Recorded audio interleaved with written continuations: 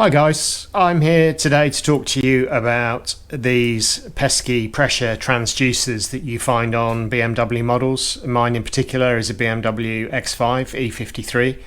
This one was controlling the EGR valve. There was a strange noise coming from the vicinity of the EGR valve, like a quacking noise. It would cycle every couple of seconds. Unbeknown to me, I didn't realise, but the EGR valve was not working as a result of that, apart from being a very annoying noise which shouldn't really be there.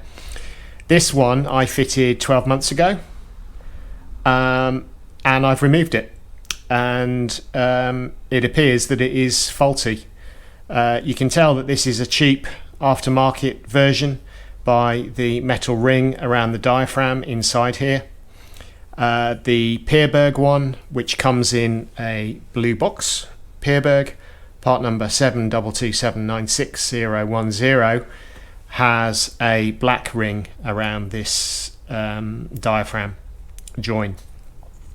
I've put this back on the car, this new one on the car, and the problem has gone away, the noise has gone away, but I wanted to demonstrate to you today why that noise was occurring and how maybe to test whether your pressure transducer is working correctly. So very quickly, I have a vacuum tool here. It acts as a vacuum gauge and also applies vacuum using a trigger. You can see that vacuum being applied with my thumb over the end of the hose. This has been invaluable in owning the car. It tests your vacuum equipment, it tests whether you have a vacuum, it tests the individual components such as the EGR valve or the turbo in this case.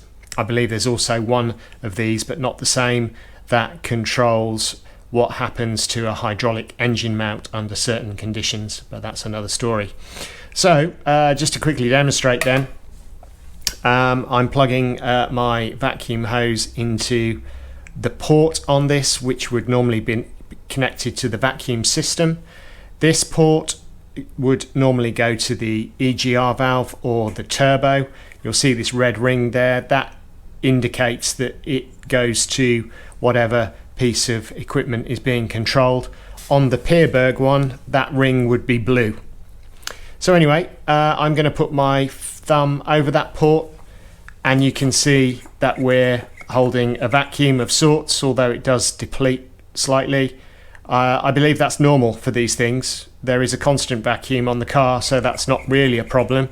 But what is a problem is when there's any vibration, instantly lose vacuum, and you get that quacking noise which I was detecting on the car, which was occurring every few seconds. So what I think was happening was pressure vacuum was there, and the vibration of the car caused that vacuum to be lost, was immediately replaced, and it would happen all over again, giving that quacking noise every few seconds. It shouldn't do that. It should hold a vacuum, no problem, and as a result of that, my EGR valve was not remaining